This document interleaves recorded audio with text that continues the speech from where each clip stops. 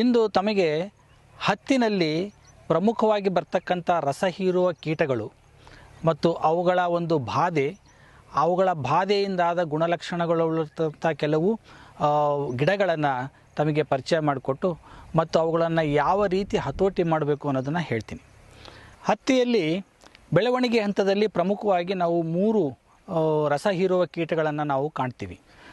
ಅದರಲ್ಲಿ ಮೊದಲನೇದಾಗಿ ಥ್ರಿಪ್ಸ್ ನುಸಿ ಅಂತ ಹೇಳಿರ್ತಕ್ಕಂಥ ಒಂದು ಕೀಟ, ನಂತರ ಜಿಗಿ ಹುಳು ಮತ್ತು ಮೂರನೇದಾಗಿ ನಮಗೆ ಏಫಿಡ್ ಹೇನು ಬರ್ತಕ್ಕಂಥ ಪ್ರಮುಖವಾದ ರಸ ಹೀರುವ ಕೀಟಗಳು.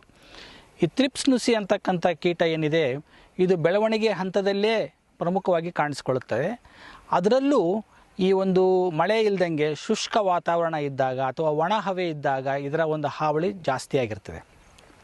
ಈ ಥ್ರಿಪ್ಸ್ ನುಸಿ ಏನು ಮಾಡುತ್ತಪ್ಪ ಅಂತಂದು ಹೇಳಿದರೆ, ಎಲೆಯ ತಳಭಾಗದಲ್ಲಿ ಕುಳಿತುಕೊಂಡು ಮರಿಹುಳು ಮತ್ತು ಪ್ರೌಢಕೀಟಗಳು ಎಲೆಯನ್ನು ಕೆರೆದು ತಿಂತವೆ. ಈ ರೀತಿಯಾಗಿ ಕೆರೆದು ತಿನ್ನೋದರಿಂದ ಏನಾಗುತ್ತೆ, ಎಲೆಯ ತಳಭಾಗದಲ್ಲಿ ನಾವು ಒಂದು ಬೆಳ್ಳಿ ರೇಖೆಗಳಂಥ ಒಂದು ಲಕ್ಷಣ ಇರ್ತಕ್ಕಂಥದ್ದನ್ನು ನಾವು ಕಾಣ್ತೀವಿ. ಸೊ ಆ ಭಾಗ ಏನಾಗುತ್ತೆ, ಅದು ಮೆಲ್ಲಗೆ ಒಣಕೊಂಡು ಬರುತ್ತೆ. ಹೀಗೆ ಒಣಕೊಂಡು ಬಂದ ನಂತರ ಏನಾಗುತ್ತೆ, ಇಡೀ ಎಲೆ ಏನಾಗುತ್ತೆ ಒಂದು ರೀತಿಯಲ್ಲಿ ಒರಟಾಗಿ ಕಾಣ್ತಾ ಇರ್ತದೆ ಮತ್ತು ಮೇಲ್ಭಾಗದಲ್ಲಿ ನೋಡಿದಾಗ ಅದು ತನ್ನ ಒಂದು ನೈಜ ಒಂದು ಹಸಿರು ಬಣ್ಣವನ್ನು ಕಳೆದುಕೊಂಡಿರ್ತದೆ ಮತ್ತು ಅವನ್ನು ನಾವು ಸ್ವಲ್ಪ ಮುಟ್ಟಿದರೂ ಕೂಡ ಆ ಎಲೆಗಳು ಏನಾಗುತ್ತೆ ಒಂದು ರೀತಿಯಲ್ಲಿ ಹರಿದು ಹೋಗ್ತವೆ. ಸೊ ಇದರಿಂದ ಎಲೆಯ ಬೆಳವಣಿಗೆ ಮತ್ತು ಗಿಡದ ಬೆಳವಣಿಗೆ ಬಹಳವಾಗಿ ಕುಂಠಿತಗೊಳ್ಳುತ್ತದೆ ಮತ್ತು ಇದರಿಂದ ಇಳುವರಿಗೆ ಕೂಡ ತುಂಬಾ ಒಂದು ಹಾನಿ ಉಂಟು ಮಾಡ್ತದೆ. ಇನ್ನು ಎರಡನೇದಾಗಿ ಬರ್ತಕ್ಕಂಥದ್ದು ಜಿಗಿ ಹುಳು. ಈ ಜಿಗಿ ಹುಳು ಕೂಡ ಇದೇ ಒಂದು ಬೆಳವಣಿಗೆ ಹಂತದಲ್ಲಿ ಕಾಣುತ್ತೆ. ಒಂದೊಂದು ಸಾರಿ ಈ ಥ್ರಿಪ್ಸ್ ಮತ್ತು ಜಿಗಿ ಹುಳುವಿನ ಬಾಧೆ ಒಟ್ಟೊಟ್ಟಿಗೆ ಕಾಣಿಸ್ಕೊಳ್ತದೆ. ಇದಕ್ಕೂ ಕೂಡ ಶುಷ್ಕ ವಾತಾವರಣ ಅಥವಾ ಒಣ ಹವೆ ಇರ್ತಕ್ಕಂಥ ಒಂದು ವಾತಾವರಣದಲ್ಲಿ ಬೆಳೆ ಏನಾದರೂ ಇತ್ತು ಅಂತಂದು ಹೇಳಿದರೆ ಅಥವಾ ಮಳೆ ಬರದೇ ಸುಮಾರು ಕಾಲ ಆಯಿತು ಅಂತಂದು ಹೇಳಿದರೆ ಈ ಒಂದು ರಸಹೀರ ಕೀಟ ಕೂಡ ಥ್ರಿಪ್ಸ್ ನುಸಿ ಜೊತೆಗೆ ಕಾಣಿಸ್ಕೊಳ್ಳೋ ಒಂದು ಸಾಧ್ಯತೆ ಇರ್ತದೆ. ಈ ಜಿಗಿ ಹುಳು ಏನು ಹೆಸರು ಹೇಳ್ದಂಗೆ ಇದು ಜಿಗಿತಕ್ಕಂಥ ಒಂದು ಹುಳು. ಎಲೆಯ ತಳಭಾಗದಲ್ಲಿ ಪ್ರೌಢಕೀಟ ಮತ್ತು ಮರಿಹುಳು ಏನು ಮಾಡ್ತವೆ, ಕೂತ್ಕೊಂಡು ರಸವನ್ನು ಹೀರೋಕ್ಕೆ ಶುರು ಮಾಡ್ತವೆ. ಇವನ್ನ ತಾವು ಎಲೆಯನ್ನು ಮೆಲ್ಲಗೆ ಅಥವಾ ಸೂಕ್ಷ್ಮವಾಗಿ ನಾವು ತಿರುಗಿಸಿ ನೋಡಿದಾಗ ಈ ಒಂದು ಕೀಟಗಳು ಅಡ್ಡಡ್ಡವಾಗಿ ಓಡೋಡೋದನ್ನು ನಾವು ಕಾಣ್ತೀವಿ. ಇವು ರಸವನ್ನು ಹೀರೋದ್ರಿಂದ ಏನಾಗುತ್ತೆ, ಪ್ರಾಥಮಿಕ ಹಂತದಲ್ಲಿ ಎಲೆಯ ಅಂಚು ಏನಾಗುತ್ತೆ ಹಳದಿ ಬಣ್ಣಕ್ಕೆ ತಿರುಗಿ ಕೆಳಮುಖವಾಗಿ ಅದು ಬಾಗುತ್ತದೆ ಅಥವಾ ಮುದುರಿಕೊಳ್ತದೆ. ಮತ್ತು ಇದರ ಒಂದು ಬಾಧೆ ಹೀಗೆ ಮುಂದುವರಿತು ಅಂತಂದು ಹೇಳಿದರೆ ಆ ಹಳದಿ ಬಣ್ಣದಕ್ಕೆ ತಿರುದಕ್ಕಂಥ ಎಲೆಯ ಅಂಚು ಸಣ್ಣದಾಗಿ ಏನಾಗುತ್ತೆ ಕೆಂಪು ಬಣ್ಣಕ್ಕೆ ತಿರುಗುತ್ತೆ ಮತ್ತು ಎಲೆ ಪೂರ್ತಿ ಮುದುಡಿಕೊಳ್ತದೆ. ಇದಕ್ಕೆ ನಾವು ಒಂದು ಸುಟ್ಟಂತೆ ಒಂದು ಎಲೆಗಳು ಸುಟ್ಟಂತೆ ನಾವು ಕಾಣೋದನ್ನು ನೋಡ್ತೀವಿ. ಇದಕ್ಕೆ ನಾವು ಹಾಪರ್ ಬರ್ನ್ ಅಂತ ಕೂಡ ಕರಿತೀವಿ.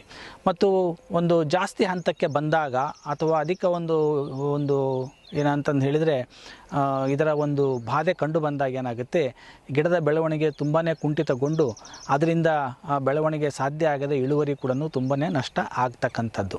ಮತ್ತು ಮೂರನೇ ಒಂದು ಕೀಟನ ನಾವು ನೋಡಿದಾಗ ನಾವು ಈ ಹೇನಿನ ಒಂದು ಅಥವಾ ಏಫಿಡ್ ಹೇನು ಅಂತ ಏನು ಹೇಳ್ತೀವಿ, ಅದು ಒಂದು ಕೂಡ ರಸ ಹೀರೋ ಕೀಟಗಳಲ್ಲಿ ಬಹಳ ಪ್ರಮುಖವಾದದ್ದು.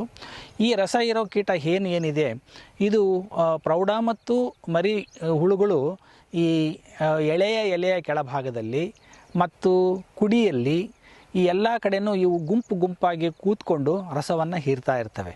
ಸೊ ಹೀಗೆ ಹೀರೋದ್ರಿಂದ ಏನಾಗುತ್ತೆ, ಎಲೆಯ ಒಂದು ಬೆಳವಣಿಗೆ ಹಂತದಲ್ಲೇ ಮುಟ್ರಾಗುತ್ತೆ ಅಥವಾ ನಾವೇನು ಹೇಳ್ತೀವಿ ಕರ್ಲಿಂಗ್ ಆಗುತ್ತೆ. ಸೊ ಮುಟ್ರಾಗಿ ಕರ್ಲಿಂಗ್ ಆಗಿ ಹಳದಿ ಬಣ್ಣಕ್ಕೆ ತಿರುಗುತ್ತೆ.